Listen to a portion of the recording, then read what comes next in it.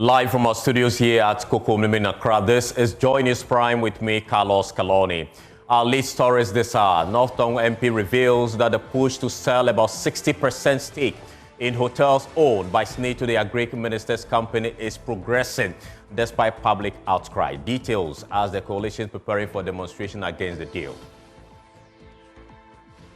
Now, in today's Safe Water series, we'll take you to Poalogo in the Upper East region, where some residents depend on streams and dugout for unclean water. And what is the cost of tomatoes at the market near you?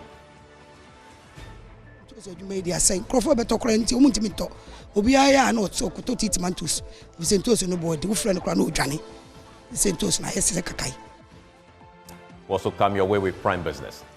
Customers of Gold Coast Fund Management issue a 2-week ultimatum to Dr. Papa Kwesi to pay monies owed them. In light of the questions above, we, the aggrieved customers of Gold Coast Fund Management, are giving Dr. Papa Kwesi timeline, 2 weeks timeline, starting from today, June 17, 2024, to July 1st, 2024, for Dr. Papa Kwesi to address the following. We're on DSTV channel 421, GoTV channel 125, and all social media handles at Joy News on TV. Please stay for details.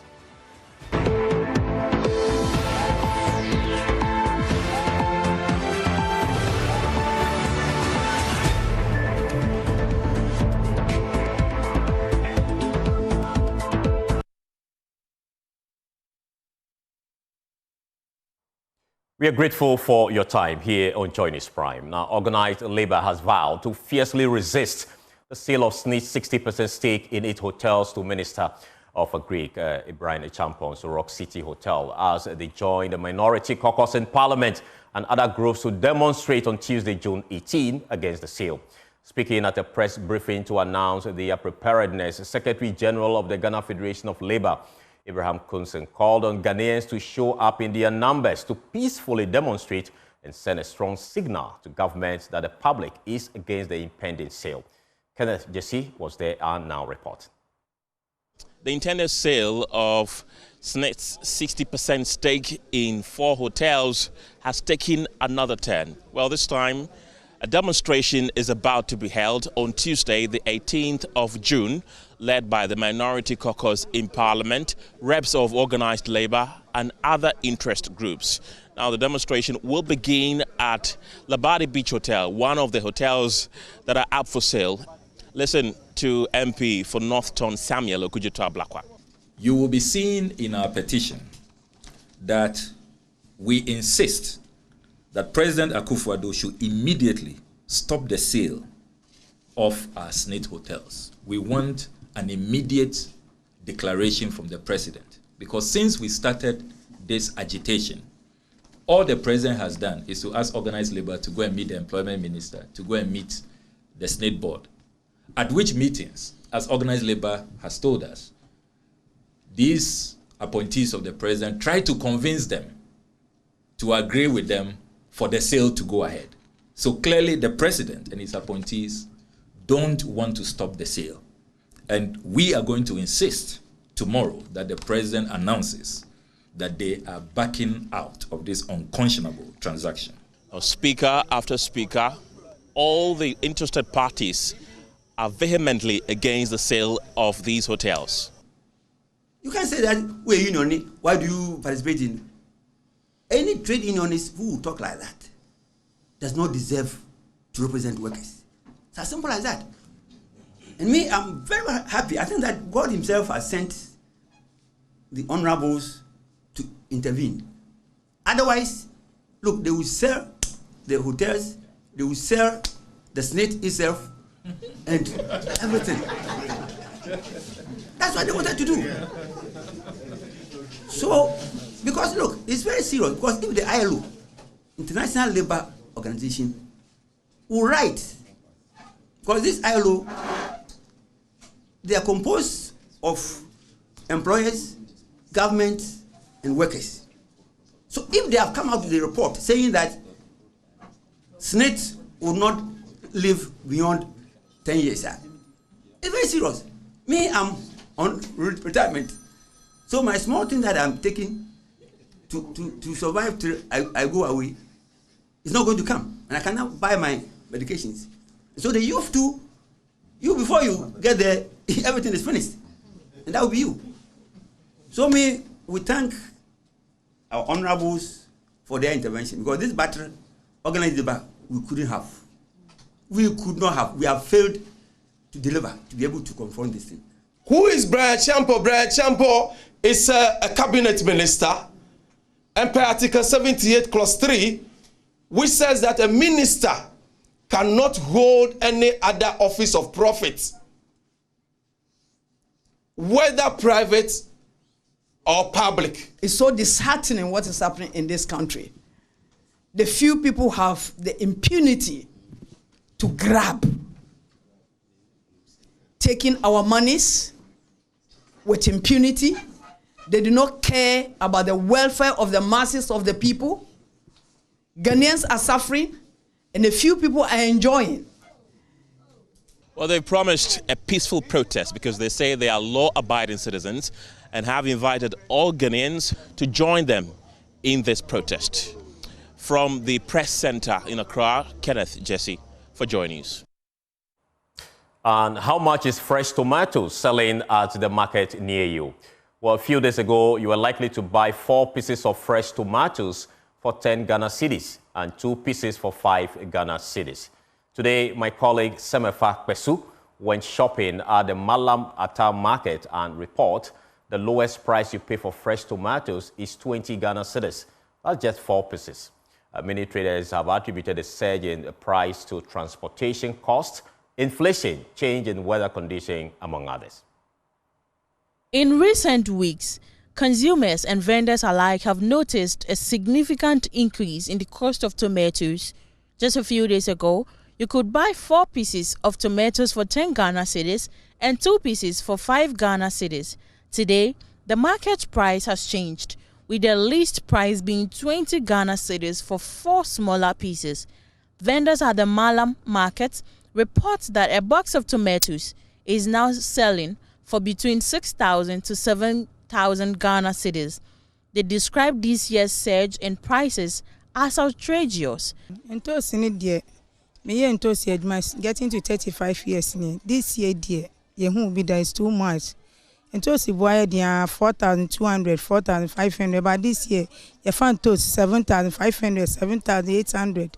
Over baby, you know, the 7,000 a quarter, we are knowing 4,000, not 3,000 actually free. And I buy no, so I say at least someone bremo. No one can be being found. If you are full and I didn't know, and your man, because we see a tomatoes in a this is yano. If you close my then cranny boy didn't change. Burkina Dene Bano, this year way a gun and toast. If you close my a chroma no, no boy didn't change Burkina. But this year no, a bin see that Burkina a better to cram if I'm 6,500, but only me 4,200. Every blessing, and let's say me confirm me koi mobile money and Samefa. Where me till me find 7,200. Many vendors have reported a decrease in sales volume as consumers are buying less due to the higher prices. The prices have been attributed to several factors, from transportation costs to inflation to seasonal inconsistencies. 120 cedis, 40 cedis. 4. Nani pantani atonusu. Ti se be say. 20 cedis. Those no mo de free. Omo si Côte d'Ivoire. Nti sefa no mo se sakotono. Nti no mo se abanisa. My market you want to here. We say me 200 cedis. We 100 cedis. We 40 cedis. We 20. Besides say nipa do saying when bet me aton to 100 cedis and san one aduane. We ton to 100 cedis. We bet mo ko saying. Bet on your saying nam saying. Ba san say na nso na ento no. Ono so ka ho. Kan so to a ya Ghana for time Burkina for maka say omu de be san no na de na ba. But this end na mantem. It man yes ha no. Tam so sa. So don't must don't say no don't no so no matum kese na ya ton so ka ho because you gonna start dey bo na say abotari ya nsi abotari e na say jami kita miska mi na meto say mi ko tore bo mi kokra e fa ho Me and my koto my idea. Vendors are seeking government intervention to stabilize the prices of essential inputs.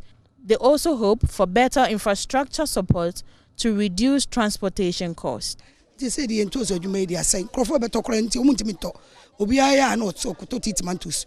If Sentos no boy, the friend of Crano Johnny. Sentos na yes kakai. And see a strap banners and Kabitima Basse and come ye abandon yet to Sentos or four to send ye enough. Omu ye bina, omu the bam may a tall gunner, and can ye be organa, Kabitima boy, and can toss you in Nanka Hardy and Napa, Naki yet, Naki young yeton, take a baboy. Send ye a bino a cofa board, near Betome aboard near Toma, near Casa. Now, Presidential Advisor on Health, Dr. Anthony Siasari, says he is confident investigations by the Ghana Health Service into allegations that staff of the Winneba Trauma and Specialist Hospital abandoned a patient in the bush at Gomwa Ojobi who fixed the systemic challenges which resulted in the unfortunate incident. According to the Ghana Health Service, the patient had been hospitalized for 2 months after a severe accident and had been under the hospital's care for more than 2 months without family support to settle her medical bills. Speaking to Sweetie Abochi on the AM show, he expressed confidence that issues which led to that incident will be addressed to prevent recurrence. I'm happy that the Ghana Health Service has now set up a committee, high-powered committee, chaired by the Deputy Director General of Ghana Health Service, to look into this case. And I'm waiting, and all of us should wait patiently for the outcome so that we know what actually happened there, so that we set the systems proper. I take it as a systems failure. And when the system is put in place, I believe that that is what every Ghana Health Service institution will then follow.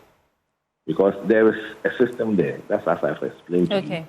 But sometimes systems fail, and that's exactly what happened in this situation. Very unfortunate, right? Especially the death of that unfortunate patient. And I think when the system is set up after the committee meets and find out the causes and everything, we will not have this situation again in this country. When the patient is mentally deranged and then he has an accident and he's managed and he's out of the danger, the appropriate place is to send the patient to a psychiatric hospital. That is fair. Secondly, I believe that the patient was managed because I saw 2 POP on the 2 legs. Yeah. And what actually maybe went wrong, that they should have done an in-depth investigation to find exactly where the patient comes from, if the patient maybe have to be sent home. And luckily, we have assemblymen who are very up and doing. So the social welfare department in the district should have been working closely together with the social welfare unit in the hospital so that they find where the patient actually comes from before the patient is discharged home or discharged and handed over to the assemblyman or to the unit committee or to the chief. That, to me, should have been the proper thing to have happened. Now, for our Safe Water campaign, we'll tell you the story of how some residents of the Upper East region town of Pualogo are forced to depend on dirty water from streams and dugout for their household chores and sometimes to drink. Regional correspondent Albert Sore follows one of the residents as he goes in search of water for his family. Pualogo, a small, decent, and relatively quiet town in the Talense district of the Upper East region. This town is famous for the defunct Pualogo tomato factory and now the failed Pualogo multipurpose dam project. But what many may not be aware of is how difficult it is for some of the residents of Pualogo to get water for their homes. This is the Anogolayu suburb of Pualogo. For the people who live here, getting water to do anything is tantamount to going on a hunt. It is approaching midday, and Wilson Abba, one of the residents here, goes in search of water for his family accompanied by his 4-year-old daughter. Wilson had hoped that this stream, about 600 meters behind his house, would have some water, but he is not lucky today.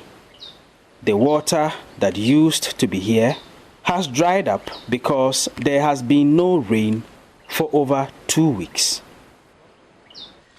Wilson must go further in his search. Finally, he arrives at another stream a little over a kilometer away from his house. This one contains some stagnant, milky water. Not the kind of water you would imagine humans using, but for the residents in this part of Pualugu, this has become normal for them. We drink it, we use it for cooking, we use it for a lot. If you have nothing to do about the cleanness of the water, all you can see is that it's okay. For Anugolayu area here, I don't think we have a well or borehole. Our source of water we get is mostly around the stream here. The people staying around Anugolayu area, we are many, up to 200 or 300. The animals too come here to drink. Wilson takes the water home to his wife, who immediately uses it to wash their dishes. A lot of people have been falling sick because it's very, very dirty and you can't drink that water. But sometimes when there is no water, you have to force and take it that way. You can get cholera from there. Stomach pains, you can get it from there. Typhoid, you can get it from there. Sometimes we do move to the police training school to fetch water there. But when you go there and the students are overcrowded there, they don't allow us to fetch water there. Many of the residents here also create dugouts near their homes for water. I did it personally because I believe that would serve closer to my house. Lucky enough, there was water. A day it could serve up to 100 people. But the support that will help this make it a permanent well or a permanent borehole is not there. So when it happens, so the first rain that came washed a lot of dirt into it. So that one is closed. Assemblyman for the Pualugu electoral area, Moses Adongo, says water scarcity is a problem affecting the entire Pualugu township. The population of Pualugu is within 5,000 to 6,000 as we speak today. And there are over 1,000 people suffering on water. Because if you go to Kukong area, they suffer with water. If you go to Akari area, towards the Balungu road, they suffer with water. 2014 that they came to make community development water. But the supply of the water isn't enough. Now that we are struggling with assembly to see if we can get a borehole. For now, the people of Anugolayu here in Pualugu continue to depend largely on the dirty water from their streams and dugouts until an intervention arrives. Albert Sori, Joy News, Pualugu. And you're still watching the Joy News Prime with me, Carlos Calone. Please stay for more.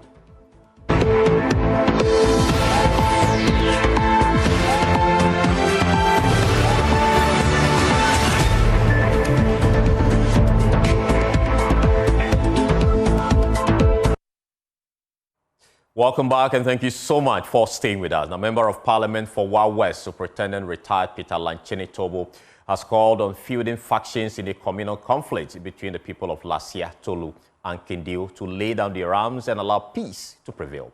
Addressing a press conference in Wa, he noted that the biggest enemy that the people should be fighting is poverty, disease, and ignorance. 3 persons died as a result of the conflict, with 1 person in critical condition. Joy News Upper West regional correspondent Rafiq Salam reports from Wa. The Wa West Member of Parliament, Superintendent retired Peter Lanchini Tobo, noted that the communal conflict between the people of Lasia, Tolu and Kandiao that erupted into a violent attack with recorded fatalities on Saturday is unfortunate, to say the least. Superintendent retired Peter Lenjero Tubu calls for truce between the feuding communities. No conflict can be resolved through the use of lethal or non-lethal force. Excessive anger has no place in conflict resolution. Let's allow cool heads to reign. My deepest condolences to the families of the deceased persons. I wish the injured and the wounded a speedy recovery. May this never be repeated anywhere in the West District. We love the peaceful coexistence we've enjoyed over the years. Brothers and sisters, if there is any battle to fight, we should unite to fight against poverty. Let's fight against deprivation. Let's fight against ignorance. And let's fight against underdevelopment. 3 persons are dead and 1 critical injured and receiving treatment at the hospital.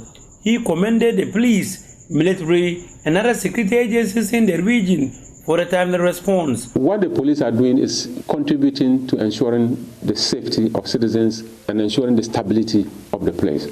As a member of parliament, my role in representing the people is to let the world know that this is a conflict and we are behind the scene working very hard.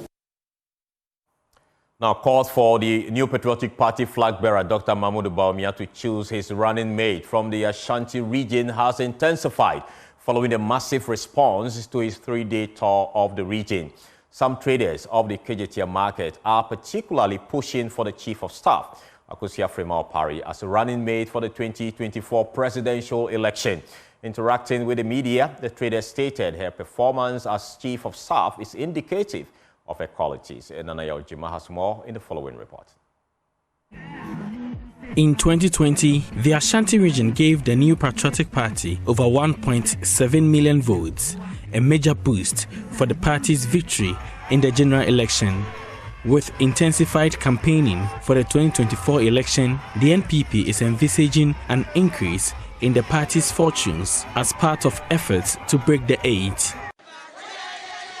Some traders at the KJT market in Kumasi say the success of the party in attaining the feat is partly dependent on the choice of running mate. Leader of the group, Kwame Yeboah, speaking to the media, believes the Chief of Staff, Akufo-Addo, is best fit to deepening the party's fortunes.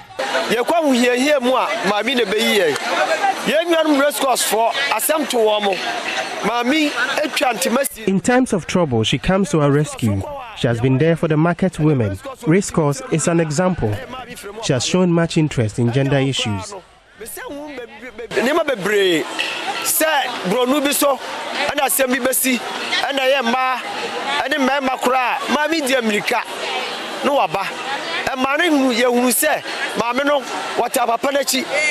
The traders are pleading with the NPP to endorse their choice. They tout the Chief of Staff's achievement in her present office. We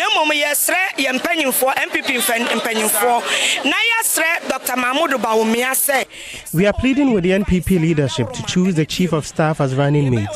The woman has genuinely shown love to traders. Because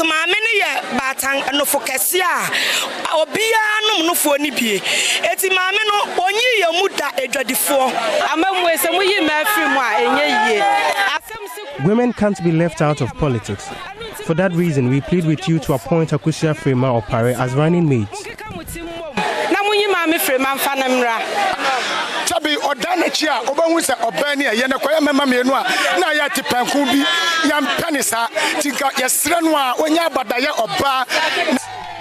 For Joy News, Nanaya Ojima, Kumasi. Now, the leadership of the Muslim community in the Agotime-Eziope district of the Volta region has cautioned youth of the Islamic faith not to allow themselves to be used as conduit for political violence. The Kweto Zongo chief, Al-Mubarak Mumuni II, reminded them that Islam is a religion of universalism, tolerance, peace, and reconciliation. Hence, they must be guided by such in their actions. He was speaking during the Eid Adha prayers in Kweto. Eid-ul-Adha, the festival of sacrifice, is the second major Muslim festival after Eid al-Fitr, which marks the end of Ramadan, the month of fasting. It also marks the end of Hajj, a 5-day pilgrimage all able-bodied and financially capable Muslims are obliged to undertake once in their lifetime. The Kwetwe Chief Imam, Al-Abdul Rahman, led believers of the Islamic faith to say the Eid al-Adha prayers at the Customs Exercise and Preventive Training Academy Park to signify the day. In his sermon, he entreated Muslims to continue to uphold the values of Islam. Islam means peace. God have 99 names. He choose one of his name and make his religion, who's Salam, who's Islam. Islam means peace. So we need peace in our community to have a development. Where there's no peace, there won't be development. The Kwetwe Zongo chief, Al-Mubarak Mumuni II, called for unity to prevent evil-minded people from infiltrating the community to cause violence. And we always have to advocate for peace. We must ensure that peace prevails in our community. You know, people always think that Muslims are, let's say, they cause mayhem or they are like problematic in a community, but that is not the case. Islam teaches us to be peace. Islam itself is peace. Don't associate with any activity or act that will disturb the peace we are enjoying in Ghana. Fred Kwame Asari, Joy News, Kwetwe. We'll take a break. We'll return with business. Please stay with us.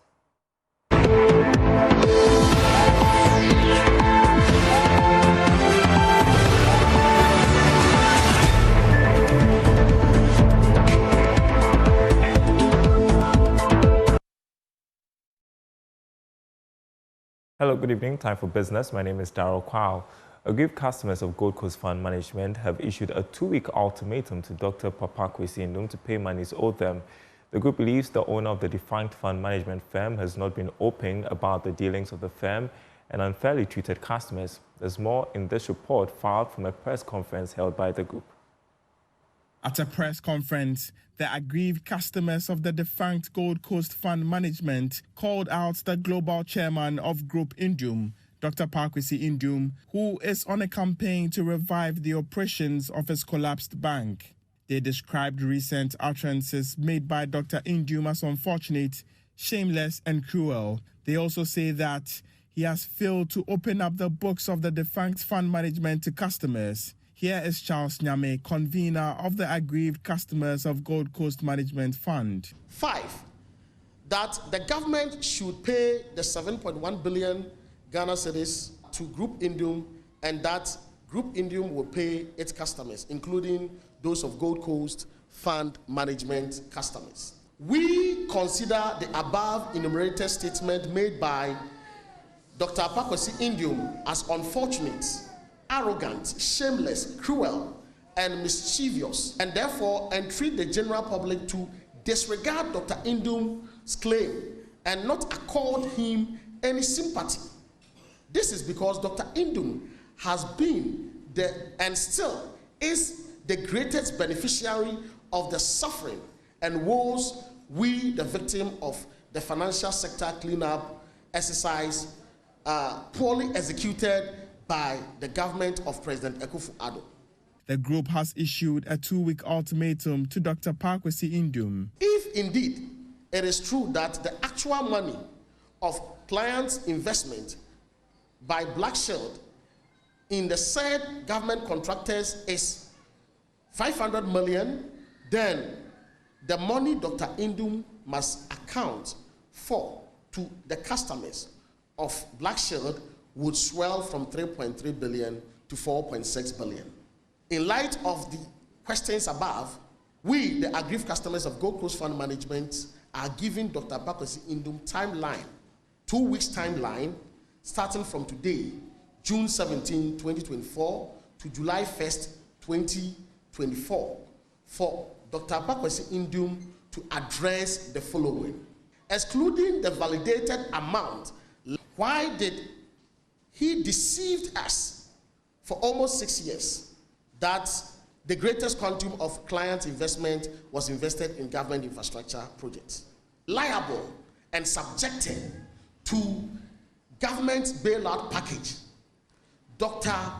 Indum should come out with a payment plan that would not exceed 90 days settlement plan for the 6 years of accrued interest on the 4.6 billion he has silently kept to himself. The group also appealed to the Special Parliamentary Committee to assist in the payment of customers. We use this occasion to appeal to the chairman of the Special Parliamentary Committee set to investigate why the delayed payment of customers of Gold Coast Fund Management, Honorable Jogati, to as soon as practicable come out with the committee's report, which we believe it will or it may encourage the government to expedite its action on our payments.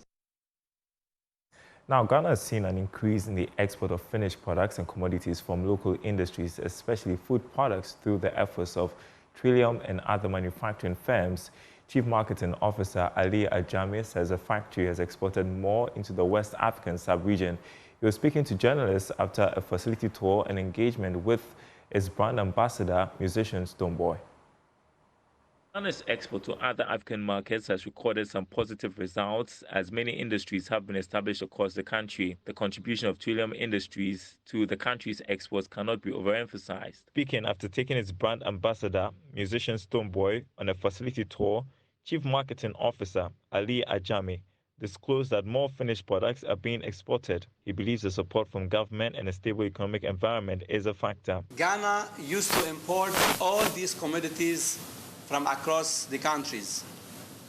And with the help of Trillium and the efforts they put together and the investment, we are rather exporting to the neighbor countries. All the West African countries today, they are consuming proudly made of Ghana. Wow. Yes. We dropped the importation of these commodities almost 60%, and we are rather exporting 20% of our products.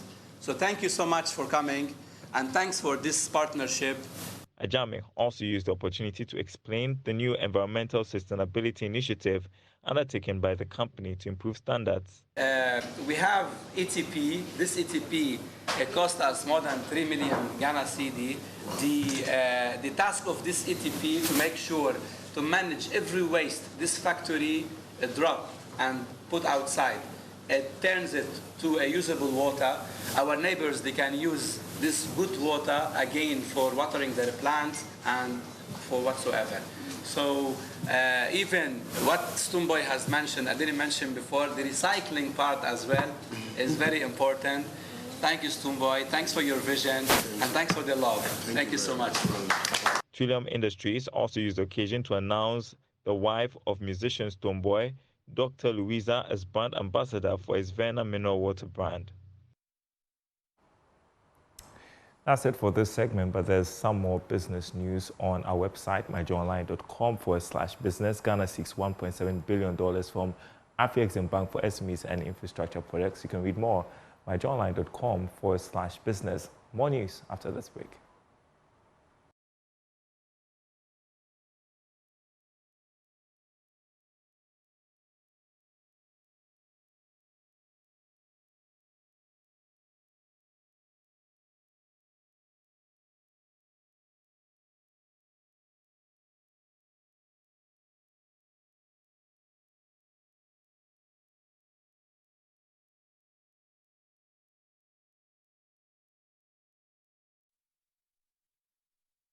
The reg-selling company QNet is set to expand its support for children with disabilities in Ghana after a successful first phase of the ANOPA project, which saw 14 beneficiaries qualifying for the World Deaf Swimming Championship in Brazil earlier this year. Children from 3 special schools in the central region are expected to benefit. Joy News editor Fred Smith caught up with head of Rhythm QNet's corporate social responsibility arm during a recent visit to Malaysia. Here is a report.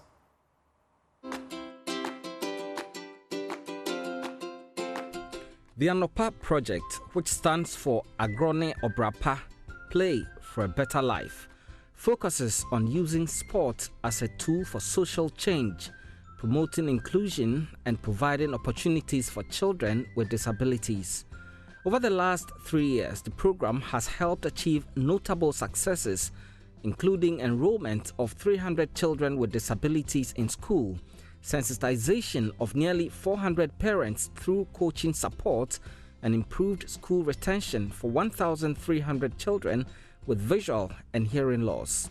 On my recent visit to Malaysia, where QNet is headquartered, I caught up with Santi Periasamy, head of the company's corporate social responsibility arm, Rhythm Foundation, to discuss the project's successes and future plans. We realized that at every step, they were very compliant with the proposal that they had given us, and we received progressive reports from them. So we could see how they were actually walking their talk by providing, the relevant training that they intended to motivate and empower these kids through sports. So a lot of these kids, were actually excelling in sports. When they excel in sports, it was doing other very good things to themselves. For example, building their confidence, and they were more eager to come to school. They were more eager to learn. So that was a successful project. We were also impressed with Anupa, because it is not even easy to work with children from mainstream. Here they were working with children, who had physical and, development disabilities. So we were impressed, and that's the reason why we are going on a second round with them. So this project took place in which schools? The first one? Yes, the first one. So that was with the Ghana International School for Inclusive School, and then Ghana School for the Deaf and Blind, which was also in Cape Coast, and there was one more school. I can give you the details of. All right, so you're moving to the next phase now. So tell us what the plan is for this and which schools are. So the next phase, right, so this is going to be the Jowulu School in Ghana itself, yes. In Accra itself, and Ghana National Inclusive School in Cape Coast, as well as the Aboom Special School in Cape Coast. So for the school in Accra, there basically you do not really get so many children with physical disabilities. So it's basically going to be support for academics, for vocational skills, for sports, and for capacity building for the teachers and the trainers. But for the other two schools, we are really looking at improving the infrastructure, the physical condition of the school, as well as providing them with all resources needed for teaching the visually and hearing impaired children. See, they are put together with children who are normal as well. So as I said, it's about equity and equality for all these kids. So for them, especially for those who are visually and hearing impaired, the basic gadgets that are needed, for them to be optimally learning in school is so very important, and that's missing. And today, if you look at developed countries and what is available for children of this nature, there is a big, vast difference. So it's a big gap that we may not be able to fill completely, but at least we should meet halfway. At least we should come halfway to be able to give that opportunity for every child in these schools, not just the privileged ones. And when does it start? We have already signed the agreement, so we should be, kick-starting this project anytime now. The partnership between QNet and the Anopa project has been pivotal in achieving these results. QNet's support has enabled the project to reach more children, providing them with the necessary equipment, training, and opportunities to participate in national and international events. As the next phase of the Anopa project prepares to get underway, the focus will remain on providing holistic development opportunities for children with disabilities, ensuring they have access to sports, education, and other essential services. Fred Smith for Joy News.